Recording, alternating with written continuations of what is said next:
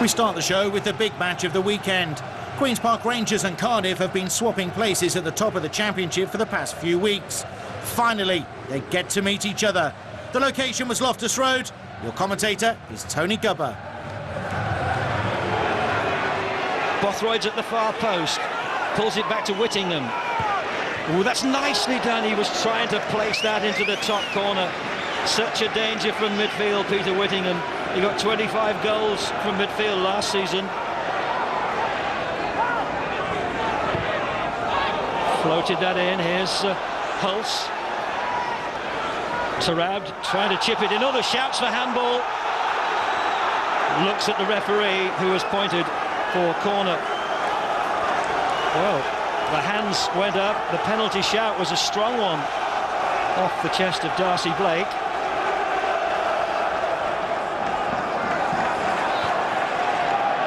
Oh, he's slipped. Bothroyd's taken it off him. Here's Bellamy. He has. Kenny got a foot on it, but it didn't keep it out. It looked initially as though Paddy Kenny might have got enough contact with his foot to divert it wide. Tarab with a little flick, chipped in by Frolin. This will be retrieved. Now right-footed and another header! QPR are level. And he's more than made up for the slip. It's Casper Gorks, the man who slipped to allow Cardiff to break away and score the opening goal. The glancing header beyond the dive of Tom Heaton. And this really is a top-of-the-table clash in every sense. Now Tarab skips away from Olofinjana, and it was another one of those that was struck cleanly, but from behind you could see was never going to hit the target. Here's Tarab, holds off the challenge of Whittingham. Now loses possession. And this is Bothroyd, and Gorks is stretched. Still Bothroyd into the penalty area, got the shot away, smothered by Paddy Kenny, but a powerful run from the Cardiff number 9.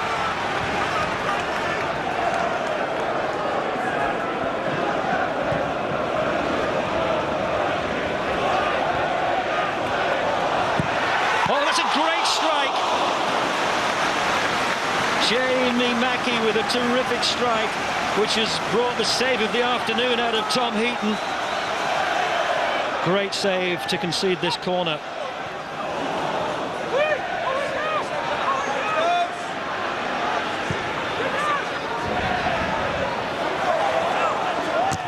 Oh, that's good. Here's Tarab. Oh, yes! QPR are in front. And it's the tireless Adel Tarab, the Moroccan, getting away from Naylor first, then moving it onto his left foot and lifting it beyond the outstretched arms of Tom Heaton. And Tarab is now top goal scorer with 9 this season for QPR. Now, here's Bellamy, out wide to Burke. Left foot shot! Oh, did that hit the head of the goalkeeper, or was it the post? Whipped in left-footed by Chris Burke. I think it might have been Paddy Kenny's head. You know, and it came off the boot of Gorks, and it hit Paddy Kenny flush in the face. It's end-to-end stuff. Here's Cumis. Got it through the legs of the defender. Just on as a substitute. Well, Neil Warner getting very wound up.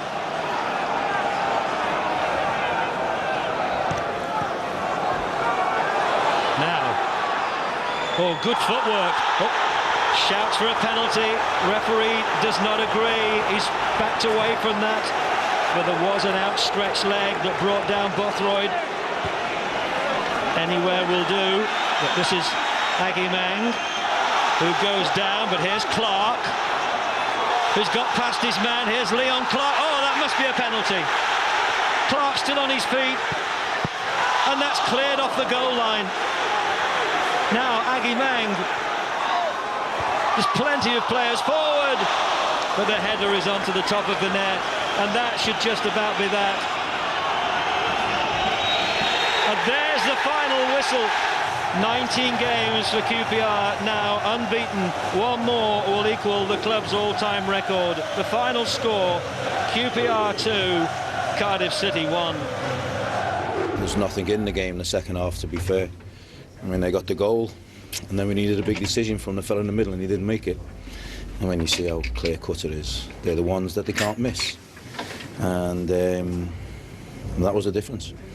He doesn't make the decision that gets us the point and we walk away, and it's been a good game, and both teams probably deserve to come away with something. I think Dave's scratching at straws if he says that, really. I mean, if you look at the 13th minute, which you probably won't do, on our television, it's an assert penalty, a handball in the box, but the linesman's the wrong side, and so is the ref, I think. The last minute's assert penalty as well. So I think 2 against 1, it's not bad, that. Swansea had risen to third in the table on the back of some solid home performances. Before this one, they'd lost just once at the Liberty all season. In contrast, visitors Portsmouth had lost their way.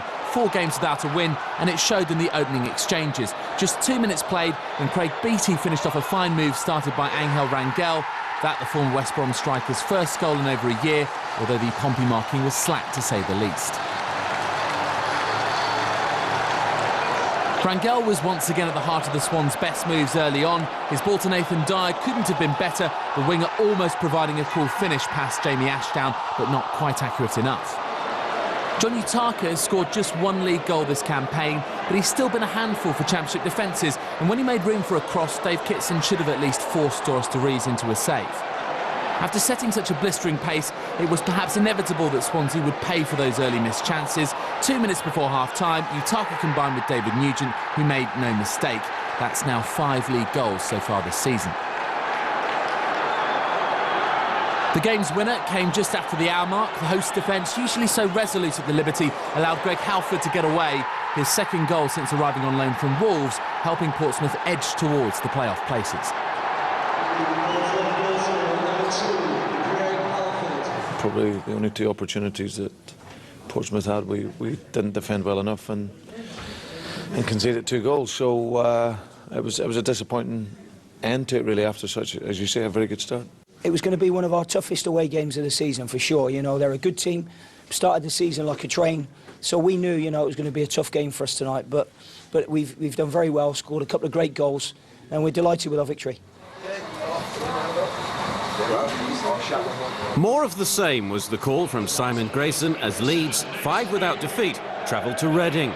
Much has changed at Leeds since Ian Hart left the club 6 years ago. What hasn't is the danger Hart can pose from set pieces. Kasper Schmeichel with the save. Reading extended their run of draws as they couldn't take their chances. Michael Antonio with the best. We've had 4 draws on the trot.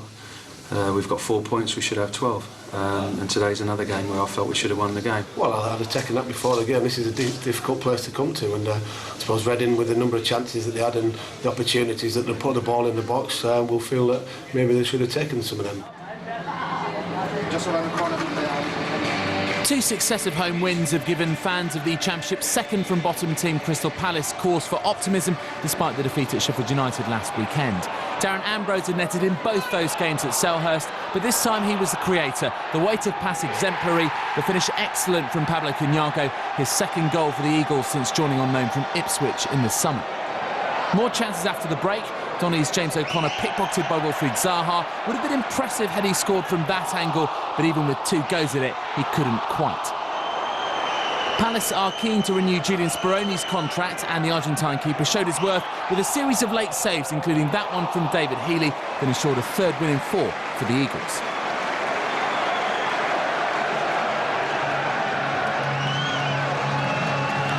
This match went ahead after the Glanford Park pitch passed a morning inspection. Managers Ian Barraclough and Adi Boothroyd were teammates at Mansfield and remained close friends.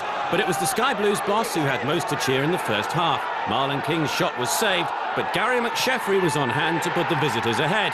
Cue the weather-inspired celebrations. The Irons' home form has been woeful of late. Their 5th successive home defeat was confirmed when Marlon King, still looking for his first Sky Blues goal, hit the post. And it has to go down as a Joe Murphy own goal, however much King may want to claim it.